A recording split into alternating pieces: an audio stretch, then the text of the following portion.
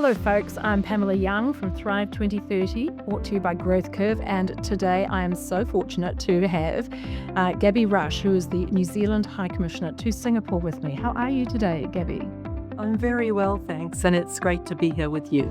I know the role of High Commissioner for any country is a very busy one, so really appreciate that we could carve out this time. I'd like to ask you to share with us what it's like to be a High Commissioner. What's that career look like, and what are some of the high points? The first thing to say is that it's a privilege because, I get in my everyday work to serve New Zealand and to promote New Zealand's interests and to build connections with other countries, and in the case of Singapore, a country that shares many of New Zealand's interests.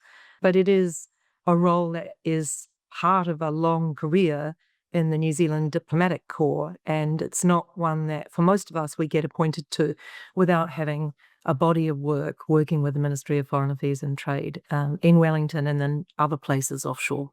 And you've been in that role for 3 years, and I think it's a 4-year appointment. So what have been some of the high points of that 3-year? Well, one of the high points was the visit of Prime Minister Wong of Singapore to New Zealand just last week. But along the way, there have been a number.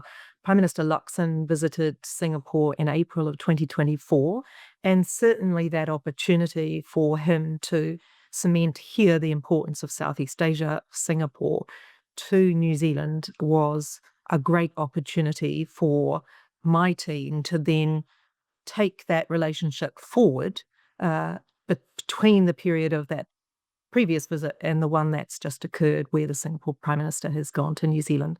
So that's certainly a highlight. There are lots of highlights in a myriad of different areas. We have a relationship that's divided into, we divide it, I guess for organisational purposes, into 6 pillars.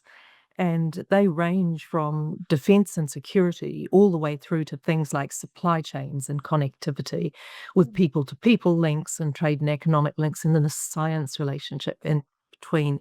So it is very, very diverse. Yes.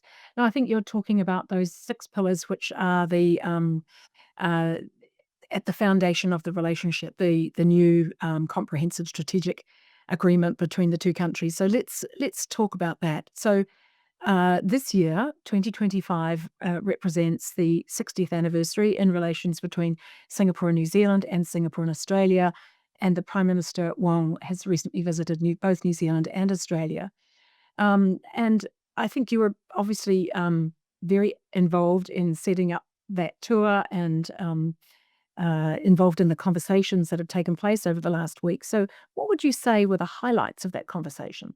Well, I guess just by way of a little background, when Prime Minister Luxon visited Singapore in April of 2024, he agreed with former Prime Minister Lee Hsien Loong, that the two would upgrade the relationship between the countries by the time of the 60th anniversary of diplomatic relations in 2025, which is sort of actually November. But we took it to mean when Prime Minister Wong would visit, and we were able to do that. So from 2019 until just recently, we had what was called an enhanced partnership.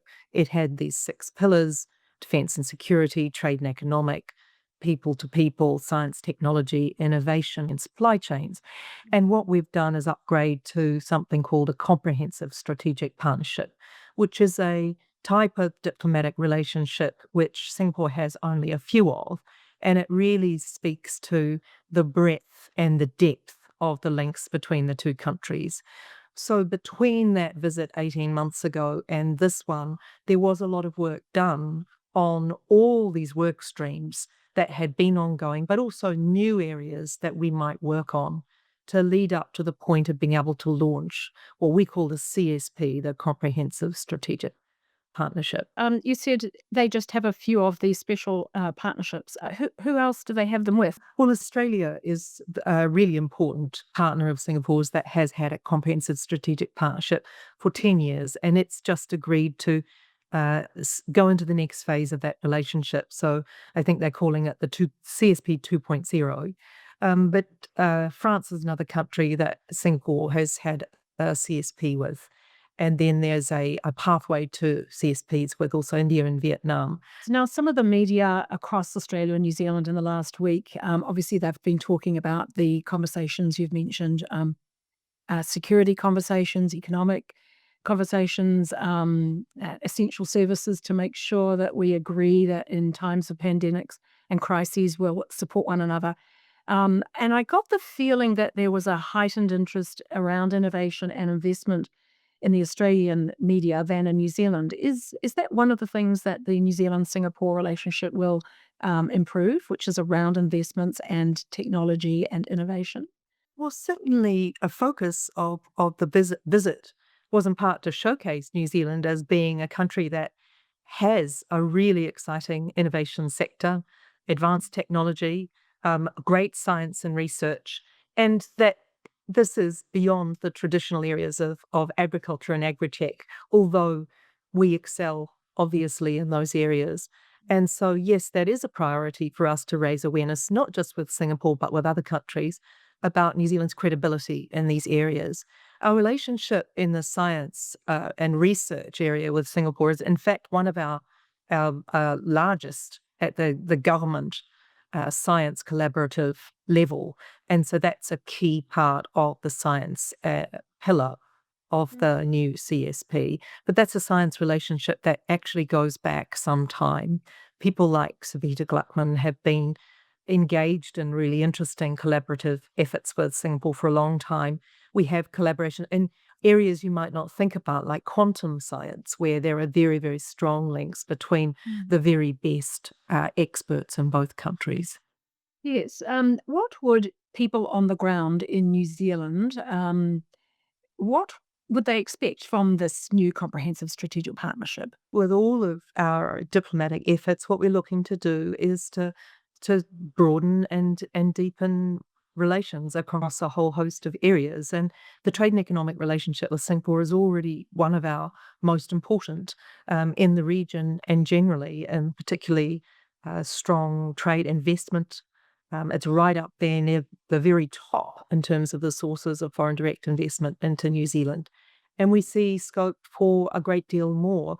Minister Peters recently spoke again about the importance of Southeast Asia, our foreign policy reset, leaning into this region. And within Southeast Asia, the relationship with Singapore is a really critical one. So I think that the goal of the government is, as our Prime Minister and Minister Peters have spoken about, is to deepen those links. Clearly, trade and economic links are a part of that. We've got a new strategic food partnership that's come through as part of the CSP.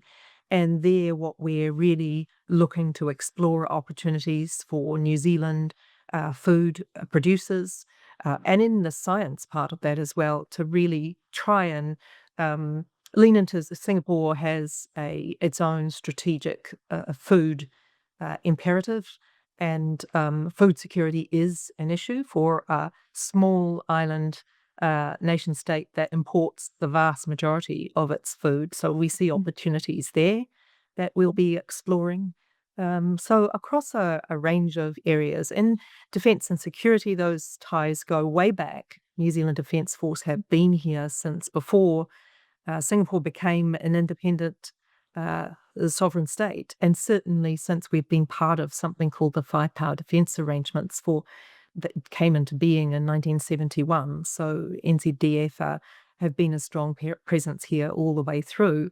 And we'll be doing the traditional things that we do with Singapore in that area, exercising and other things, but also looking at new domains. And, listeners will be aware that in more recent years, security and defence have had to deal with advances in technology. What's the role of AI in security and defence issues, in drones, and what we've seen about the use of drones in theatres like in Ukraine, and whatnot, the importance of critical infrastructure, of subsea cables, and the potential threats to those. So there's a whole host of domains to look at that we haven't had to focus on in quite the same way in the past. So there's a lot of commitment to be looking at those and talking about those and exploring those areas for mutual benefit. The reason I asked about innovation and investment, I think, was because there is a tendency for both Australia and New Zealand to be seen by other nations as, the the countries that produce food, agriculture, are very strong in food exports. And you're right, we are, and that's a very core part of our business. However, I have noticed over recent years that the technology exports from New Zealand have become, I think, the top 4 or 5 exporting industry. And Singapore has a very, because of its size, it's mostly a service industry nation. And so therefore it does provide opportunity for further exports in innovation and technology. And we're doing pretty well in that regard, I think. But perhaps if I talk about a couple of examples there. So for New Zealand Trade and Enterprise, promoting those links between our great innovative companies and Singaporean companies or global companies that are based here, because of course the fact that Singapore is a global city, a regional hub for many of the major tech companies of the world have their regional hubs here. And that does a couple of things. It doesn't just mean that they operate here, but they also have very close links to the Singapore government and its entities. Singapore is a very, very highly educated and technology savvy place. And so there are lots of opportunities. They're very forward leaning and toward the front on the use of AI and technology around in that area. And so there are lots of opportunities. But if we think of New Zealand companies, Xero, for example, is a company that has a very big footprint here in Singapore that has been growing. If we think about the recent visit, Prime Minister Wong was accompanied in his visit to New Zealand by his foreign minister, his defence minister, and his trade relations minister, Minister Grace Fu. And Minister Fu arrived in New Zealand a day earlier than the Prime Minister and undertook some site visits. One of the places she visited was Fisher and Paykel Healthcare, which is a visit that she seemed to enjoy. She's done some good social media for people on LinkedIn. If you want to go and look at the clip that she put out on that. But again, that was about showcasing the very best of New Zealand's advanced technology and really impressing on our Singaporean visitors that we have companies that operate at a very much a global scale. Oh, fantastic. Good to know. So one of the areas that I think that we can also explore further is education. There's a lot of Singaporean students in both Australia and New Zealand. Is there further investment across that sector in Singapore, do you think? This is a relationship that goes way back, and the investment that we put into Colombo Plan scholars decades and decades ago continues to reap rewards. There are Singaporeans here who are in really very senior positions at really important companies who trained in New Zealand as Colombo Plan scholars. And then there are others who've done their degrees in New Zealand and then taken home very fond memories. One who is a great champion for New Zealand and now flora and fauna is a man who's the chief executive of Gardens by the Bay, which for those who visited Singapore will know is the #1 iconic tourist destination. And he trained at Massey University. So certainly those historic links continue to show up. But the alumni associations of all of our universities visit here regularly and host events that I go along to. And it's a thriving network made up of Singaporeans who've studied in New Zealand, New Zealanders who've studied in New Zealand but are now based here and working here, and then citizens of third countries who are also based here. So I think those education links are very much part of the people-to-people ties between the countries, and they remain a really, really important focus. Our Minister of Education has visited over the last 18 months and had really productive discussions with Singaporean counterparts. And those discussions between our ministers are always warm and engaging with Singapore. The ties and the relationship runs so deep. So I think that there's mutual benefit there. Singapore is one of my favorite places on the planet, and I keep in touch and travel there frequently since I lived there some years ago and worked there. And of all the countries that I've lived and worked in around the world, it's the one that had a bigger impact, the biggest impact on me and my career, because it is, as you state, a global city. It has a global feel about it. It moves at a pace, and it's very progressive. And it's constantly ahead of the curve. It just seems to be always out there pushing the boundaries. And one of the things that I just wonder if you can comment on is the special economic zone at the bottom of Johor, which was announced earlier this year and is being developed to attract data centers and technology hubs from around the world to the special economic zone. Well, certainly the opportunity of that particular economic area, and Singapore has some engagements around the region that provide platforms for further economic activity. I mean, tends to come up in discussions as one of a number of opportunities for New Zealand and New Zealand companies. And that new zone that you're talking about has been one that I know colleagues, our Trade Commissioner here, has been following closely, the Trade and Economic Lead in our own team, watching for developments. So yes, the opportunities presented by those are being explored as that area develops. Gaby, let's talk a little bit about the world. There are lots of challenges going on in many corners of the world, and they are having an impact on all local economies.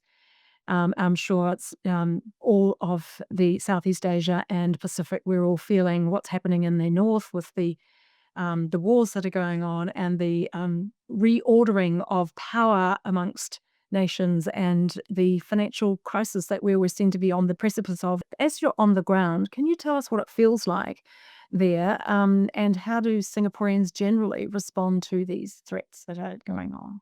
In terms of the response, then the Singaporeans themselves are the best to speak to it. And there are actually a number of good clips of Prime Minister Wong and other ministers of the Singapore government addressing these very issues over the course of this year. And I'd encourage those who want to understand better Singapore's perspectives to watch those.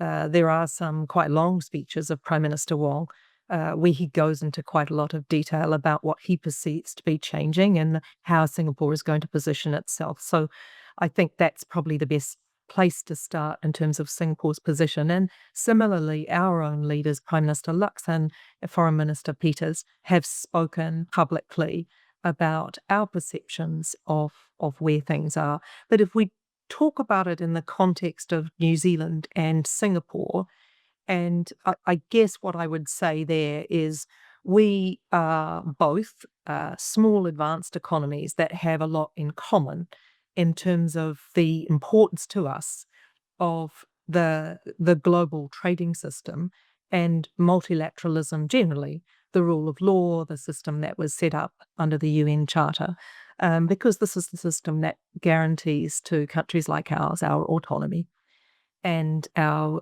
fundamentally, I think, to use the words of prime ministers here, our prosperity. And so we're doing our very best with countries like us, like Singapore, New Zealand, other small advanced economies and medium countries, to really uphold that system and to work together with countries that for whom that's important.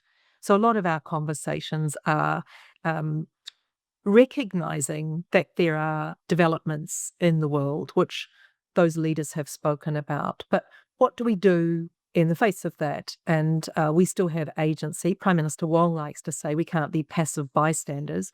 So what are we going to do, and what are we going to do together?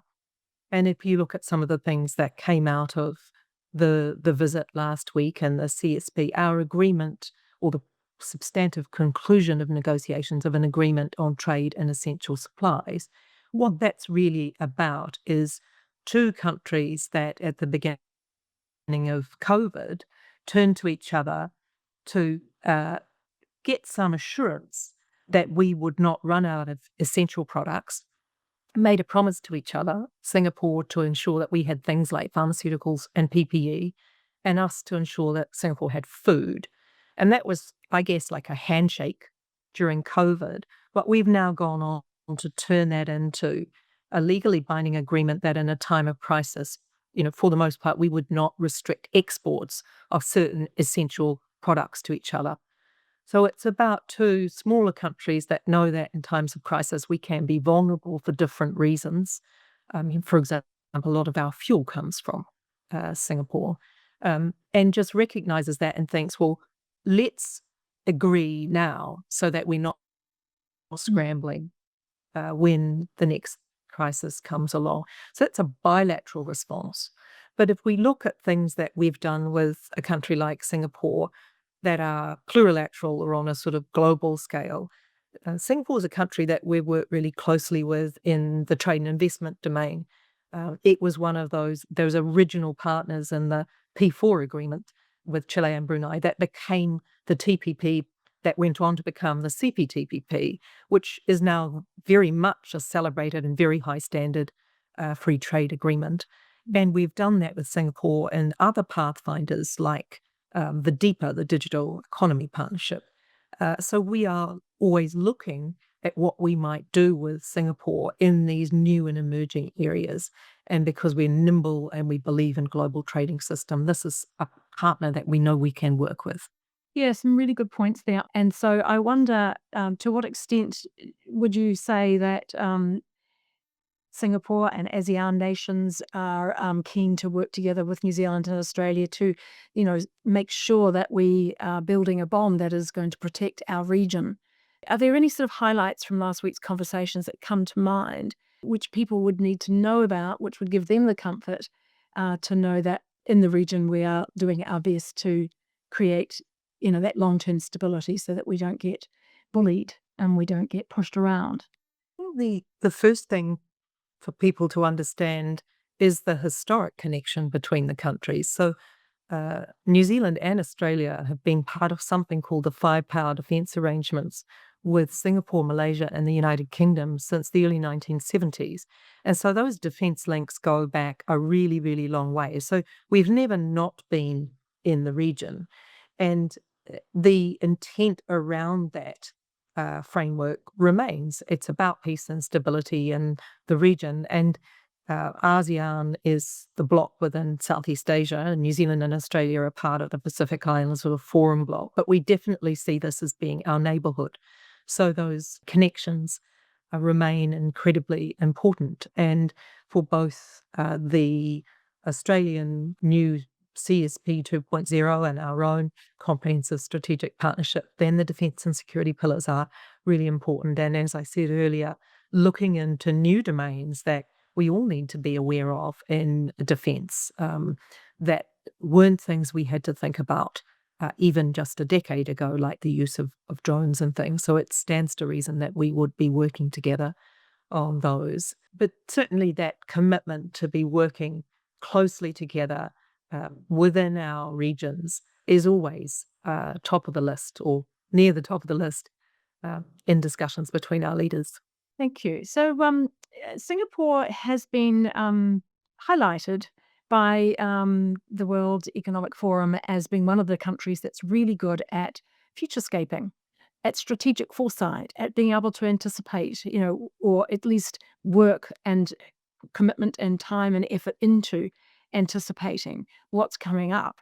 And I recall when I lived there, Singapore used to have a video where you could take a look at the future of Singapore, and the video would leave Changi Airport, fly around the region, show you what it was going to look like in 25 years ahead. So I do have this memory of it being very progressive, and as I say, it's highlighted as being one of the top 3 countries in the world that does strategic thinking and has this strategic foresight. What do you see up there when you're traveling around in meetings with people as evidence of this activity? How do they go about their strategic foresight, futurescaping activities? It is certainly an area that Singapore prides itself on. And if you look at the structure of its own government, there are units set up within the government itself to do strategic foresights and strategic futures and to really value that strategic planning, and not over the cycle of an electoral term, but a much longer plan. And one of the things that I do point out to visitors to Singapore is that in part comes from Singapore's own sense of its vulnerabilities. This is a tiny country. This is a country that would fit into the middle of Greater Auckland or Lake Taupo, for example. And so it doesn't take its existence for granted. So there's a sense of, I guess, urgency about making sure that they don't make mistakes and making sure they maximize the opportunities that they have. Things like their geographic proximity and their ability to be a logistics hub, and a hub for services, as you say. And certainly by celebrating excellence, they have seen that as something to really lean into.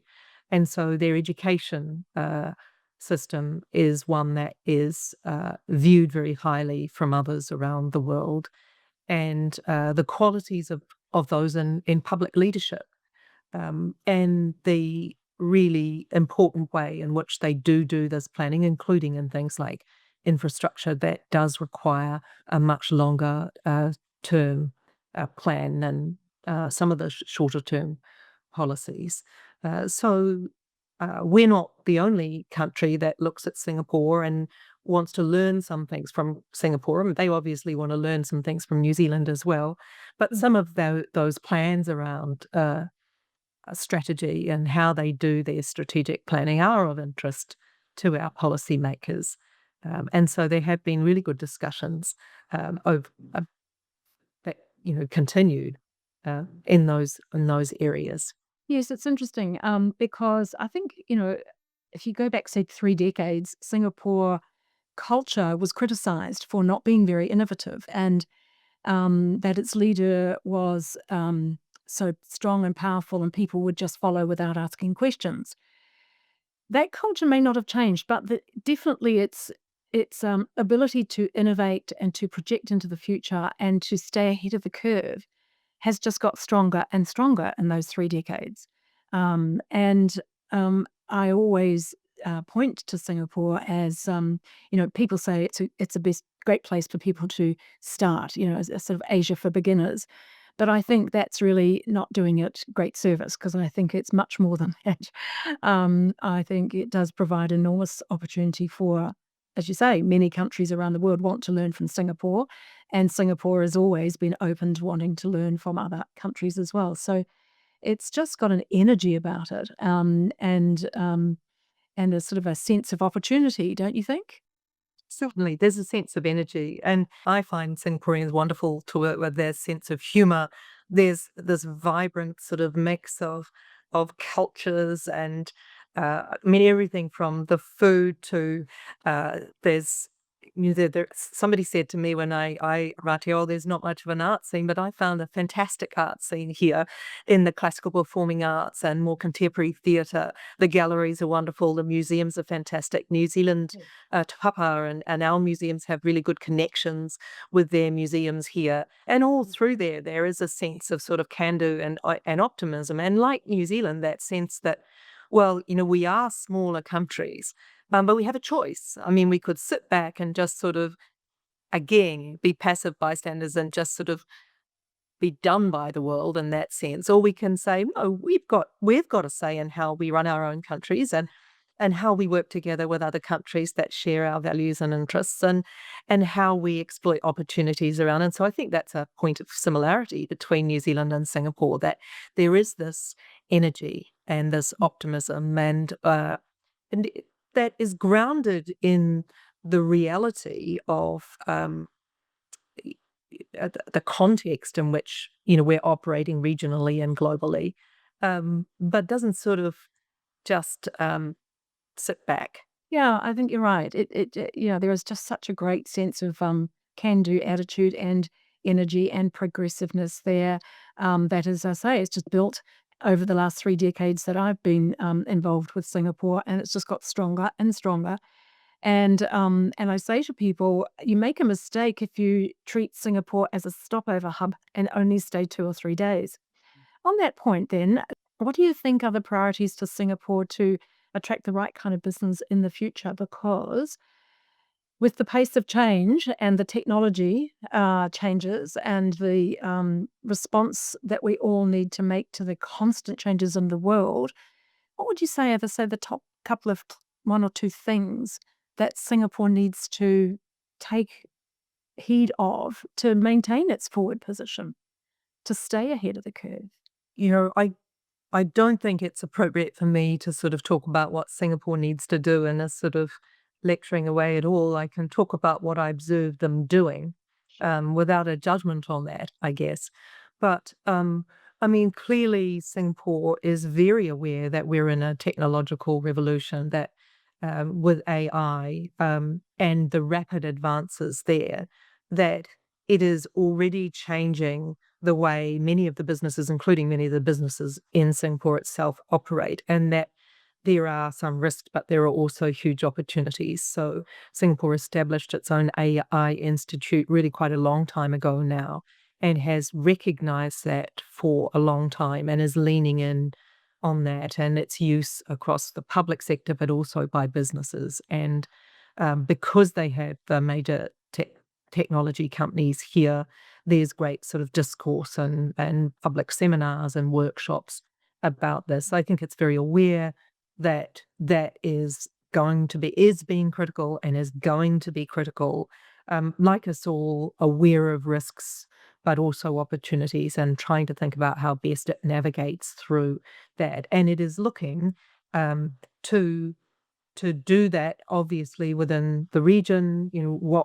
What is ASEAN doing in this area, and then beyond with its very close partners, and Australia and New Zealand are among those. So I think technology and where it's taking us is a key focus, as it should be for all of us. And certainly that's something that Singapore recognised quite some time ago and continues to place a lot of importance on. And that does open up opportunities, including for trade and investment links between New Zealand and Singapore. But earlier in the conversation, we were talking about other strategic priorities. If we're thinking about New Zealand businesses and their relationships with Singapore and the region, then I think sometimes the mistake we make is to think about what we've got to sell them or to do for them before we sit there and think, what's important for them? What are their strategic priorities? What are the things that, we might have a particular advantage, or what need for them as a country might we, help to meet? And food security is obviously an area where we excel in food production, in also in agri-science, agri-tech. And so exploring those opportunities is one area. But also in areas where the fact that we're a small population size economy, but we actually have quite a lot of land area, and that might be of assistance to a very small country like Singapore in some areas as well. So I think we need to think, put yourself in, when you're thinking about engaging with another country, and this conversation we're talking about Singapore, put yourself in their shoes and think, what are their needs and their strategic priorities? What have they already got? And where might there be a gap or less dense competition, and think about how we might fill that gap. Yes, and I think the celebration last week has reminded everybody, hasn't it, that the potential between our two tiny little nations is huge. And I think, people often say in New Zealand, don't they, we punch above our weight. And I think Singaporeans definitely do that as well. So there are some similarities culturally between our two countries in terms of our ability to, both countries, to make a good impression and a substantial impression on the rest of the world, despite our size. So, we should remember to celebrate that along the way, shouldn't we? Absolutely. And those ideas were very much spoken of during the visit last week in our the engagements that the Prime Ministers had. We had a celebratory lunch, but there were really good detailed bilateral discussions. There were some media engagements. And they were able, also the two Prime Ministers, to spend some good quality time just talking together. But the things that we have in common and the shared perspectives we have on the things that are important to be in the world around us were certainly at the forefront of that. But we did there were a lot of laughs as well. It's even in sober times, there are a lot of really good connections. And we have, yeah, a lot of historical connections with heritage. I mean, both Singapore and New Zealand are countries that have large, populations of different ethnic backgrounds, and that's very much celebrated here. Singapore is multi-ethnic, multiracial, multi-religious by design, and so that adds to the sort of the richness of culture that's celebrated here, as it is at home. And so, in terms of future priorities for you in your role as the New Zealand High Commissioner to Singapore, what are they? You've got, as you said, one more year left in your current term there. What would be your priorities over the next 12 months on the back of last week's commitment to strengthen relationships? Well, in general terms, now that we've agreed this comprehensive strategic partnership, then we need to implement it. So I'll be working. Yes, there's a lot in it. Does that scare you? More than 70 work streams. I'm not responsible for actually single-handed. There are really big teams, and not just in the Foreign Ministry in Wellington, but across the New Zealand government, our friends in New Zealand Trade and Enterprise and Vest NZ, our friends in the New Zealand Defence Force, and in MB, the science relationship, the education relationship. We've spoken about another tourism New Zealand.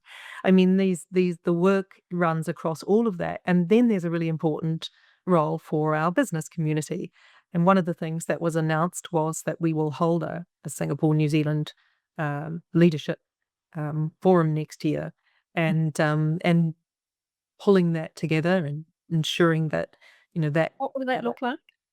You said, what's my priority at the moment? I think with a group of other people, we're designing Designing it. but we're designing what that will. But the intention is to. I think it may have been the Prime Minister, our Prime Minister, who spoke about bringing the boardroom together with the cabinet table. But it is that the interface between government and business, and also thought leadership and science and research and things, to actually ensure that if we're thinking about how the countries work together moving forward, we're doing that in a coordinated way.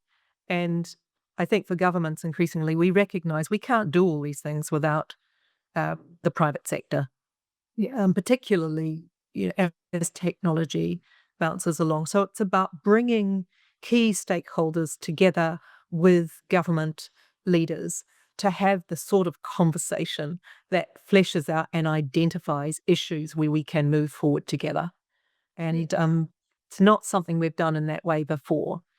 There's a lot of work on trade promotion, on investment promotion in its sort of traditional Chamber of Commerce sense, it just remains incredibly important. This is more about having a strategic conversation about things that might be getting in the way of a trade and investment relationship, and what potentially could be done to free things up.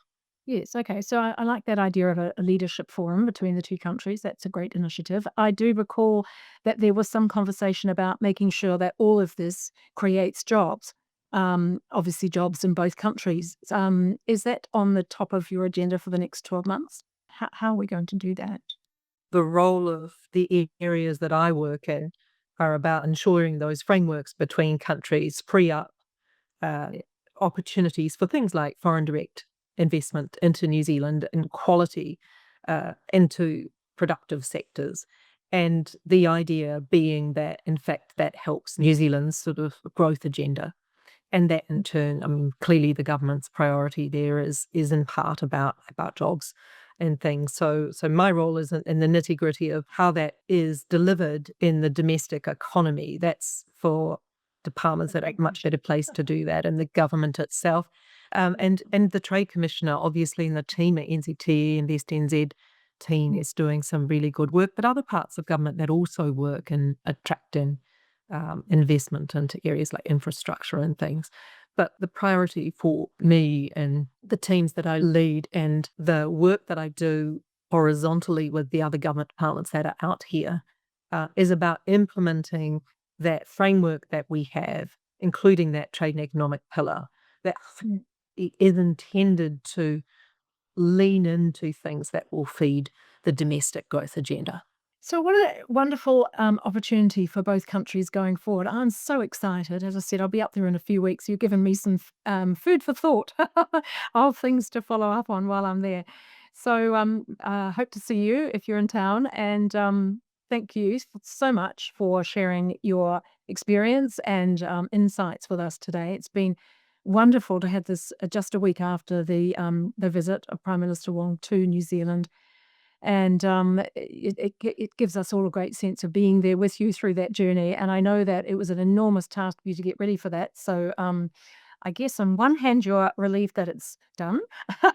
And on the other hand, as you say, now you've got to implement all those decisions. So I wish you all the best with that. But before I let you go, there's one question I ask everyone on these Thrive 2030 calls. And that question is the same for everybody. And it is this: if you found yourself in a role in the future called Chief Executive of the World, what would be on your agenda to address in the first 100 days? I am an international lawyer by training. Yes. And so the importance of the rules-based international system that was established by the United Nations and related agencies, 80 years ago, under the UN Charter and major treaties and covenants, conventions, it's taken decades to build these, and they have provided for all the world, really, a framework that, for all the flaws and problems that people can sort out, a really unprecedented period of prosperity and stability for very many of us. And so protecting that would be very, very high on that list, because when we think about other priorities like the climate challenge, which is real and is here, then it requires that global system to really make a difference. And so if we think about the thing that without which we don't have the framework to confront these tremendously difficult problems, then I think you've got to start there with maintaining that framework. And because of developments in the world, then there are parts of it that are being challenged. So we need to work our way through that. So I think that would be key. But I mean, it's all the usual things. The diplomacy is intended to prevent conflict. We have some hot wars in the world at the moment, and which are very, very worrying. So the job of me and people who are engaged in diplomacy, whether in New Zealand, around the world, is to do our very best to address those challenges and to, I guess, encourage people to be able to still disagree agreeably, to avoid our societies becoming ever more polarized. Mm-hmm. I think it's critical to avoid blame and to really focus on how we can work through things, even with people or other countries that we don't always agree with on everything. So those are the challenges. Start with the top framework and then bring it down to the very personal level. How do we relate to each other? And my grandmother would say, manners matter. And I think manners matter. So I like that. As you were speaking, I was thinking, gosh, your job as a diplomat, or the job of any diplomat, is actually, if you're in a country like Singapore, for example, you've probably saved from having to face those challenges every day. But if you're a diplomat in any of those countries that are facing those enormous global challenges, that must be a very challenging role indeed for them to, as you say, maintain that calmness and transparency and openness and dialogue, so that you're not blaming people to, see if you can arrive at the right conversation. yeah. Quite a skill. Well, it's quite a skill you diplomats have. Well, it is the job, I guess. And but somebody very close to me has a habit of saying, things aren't the end of history, and the world has faced challenging times before, and we need to just breathe deeply and walk through it and navigate our way.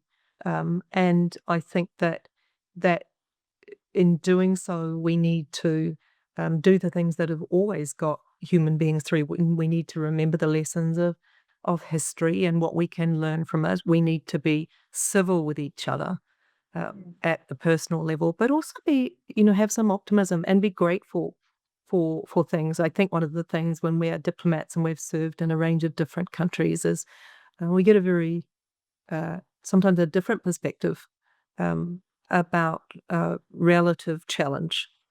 And I think for those of us who are fortunate enough to be in countries that are well governed, that have lots of resources and lots of opportunities, yes, there are challenges, but there are also ways through. And we need to be grateful for the good things that we have and to work as hard as we can to preserve them and then to build from there. Some food for thought you've left me with, Gaby. Thank you so much. Really appreciate your insights. Wishing you and your team in Singapore a really good day and all the best, and we'll see you soon. Thank you so much for joining us.